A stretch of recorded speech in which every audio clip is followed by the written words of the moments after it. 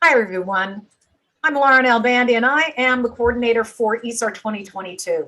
Now, those of you who've been part of the astrological community and who go to conferences know that ISAR was canceled in 2020 and it was postponed in 2021. So here we are in 2022, and we are a freight train moving down the road or the tracks, and the conference is going to happen. So we are excited. It's August 25th through the 29th. You can find all the information you will ever need on isar2022.org. We've got the schedule. We've got 100 speakers. It's happening at the Westin Westminster, which is right between Denver and Boulder in Colorado. We've got the gorgeous view of the Rockies. It's going to be lovely weather in August. We've got a lot of fun events planned, along with just a whole load of incredible speakers and talent and lectures. And one of those folks is with me today, my colleague, Ryhan Butler. Thank you, Ryan, for taking the time to be with me today. Yeah, happy to be here. Thank you so much. Tell me something. Well, first, before I ask that question, those of you who may not know who Ryan is and have not been in the conference circuit of doing conferences where Ryan has lectured. I know, Ryan, you teach. He's a professional astrologer based in the Dallas area who has studied classical astrology techniques since 2009. He works to spread the techniques of medieval astrology to those who would otherwise not encounter them or may not immediately see their value. He is currently teaching as a professor of classical medical astrology at the International Academy of Astrology, that's IAA, and served on the board of the Association for Astrological Networking, which is AFAN, from 2014 to 2018. So there is some information on Ryan, and you can go, as I said, to isar.org, isar2022.org, and look at the schedule and see Ryan's information. But we're going to talk about your lectures today. But before we get to that, I do have a question for you, and that is, how are you feeling about coming back to the in-person experience? Oh, I mean, definitely looking forward to it. It's been, like you said, 2019-ish since there was anywhere an in-person conference. And so, yeah, definitely looking forward to being able to have that option to come back and reconnect with everybody physically after having a screen and webcam separate us for so long. Yeah, there's such a weird feeling I have because it's been 2 years that it almost seems as if this is the way it is. And yet now we're coming back in person.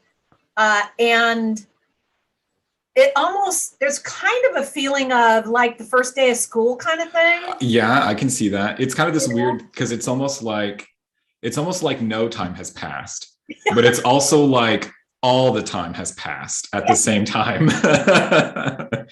Yes, that's exactly right. And that's that feeling of summer break or something. And it feels like it's been just yesterday that you left for summer break, and yet the summer was glorious and long, and now you're coming back to school, right? Yeah. And of course, there's a whole lot more to this. We've been separated for, in my opinion, a good reason, right? Totally. Right. So, to keep people safe and to follow the guidelines that have been put forward. And some people may agree with those and some people may not, and that's okay.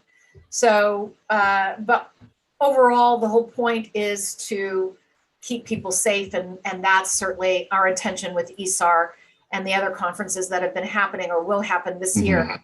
So you're lecturing on Friday. The first day, right? You were lecturing on the first day on Friday.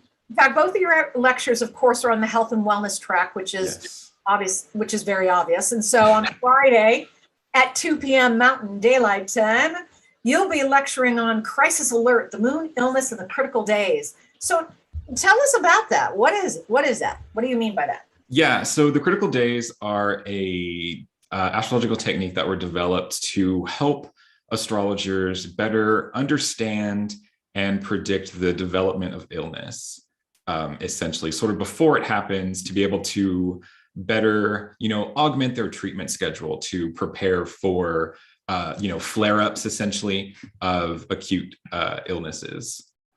Okay. So you'll be teaching technique on that? Yes, history and technique on that, because it's got kind of a fun story about how it developed and how we kind of have taken it today. Tell me this, would somebody who's interested in studying medical astrology, would this be something they could just never have any knowledge of medical astrology and walk in the door and grok what you're saying? Yes and no. I think there is a certain level at which it's immediately applicable to somebody who has just like basic understandings of astrological principles. And then there's, of course, the higher level technique, or maybe not technique, but higher level layer of it, to where understanding more, having that background in it helps you get more detailed information rather than just like good, bad, but also like, in what way? What should I expect? How far should I plan to be from my bathroom on this day? Kind of a thing. It happens. We've all been there. My heart breaks for those with those kinds of conditions, because yeah. All right, so let's talk about your second one on Saturday. First thing in the morning, 9 I know, thanks. Sure, I know. Everybody loves that spot. Everybody's going to be bright-eyed and bushy-tailed after their first day back with everybody in person. Well, at least it's not Sunday morning at 9 a.m. Yeah. Is everybody still doing the party on Saturday night? Yeah, that's going to be interesting. All right, so you're doing something called Smoke and Spirits. Yes. So, whoa, what is that? Yeah, so another method of utilizing, astrology with health is sort of going back to like the very beginning of people managing health, and that's through the utilization of a magical practice to help ward off or improve one's health. Because at the very end of the day, prayer has been a major tool for combating health since the dawn of time. And so it's really nice to be able to talk about and bring back up sort of astrology's own tradition of that, or like part in those traditions in other cultures.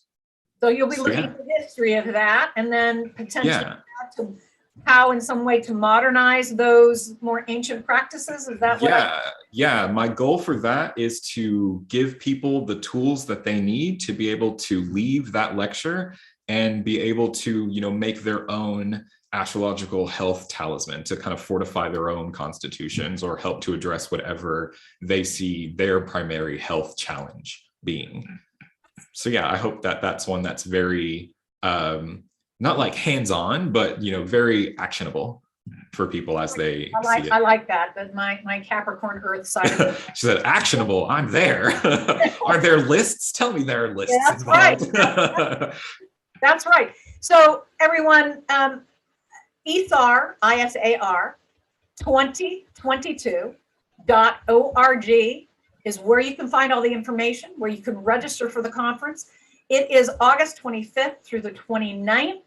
That is this year. That is just months down the road. And there's plenty of room at the hotel. So get your hotel reservations made, because though that will sell out. So you want to make sure you get that. And everybody, come and support our speakers. There's a well-developed medical and health topic track. It's very popular. Those rooms will likely be some of the ones that will fill up, because it's a very popular topic these days. It has been for probably the last probably 3 or 4 years. I wonder why. I don't know, but I've noticed it in doing my other work. And so I've noticed that there's been a lot of excitement, a lot of energy, a lot of intention, a lot of people wanting to know more about it. So this is a well-developed topic track that ISAR has. So those of you who are interested in learning more overall on medical astrology, wellness, and health, ISAR is a good place for you to go. All right. So thank you, Ryan, very much for taking your time to be with me today and to explain a little bit about you and your lectures. Of course, happy to do it. All right, we'll see you there in August. Yes, can't wait.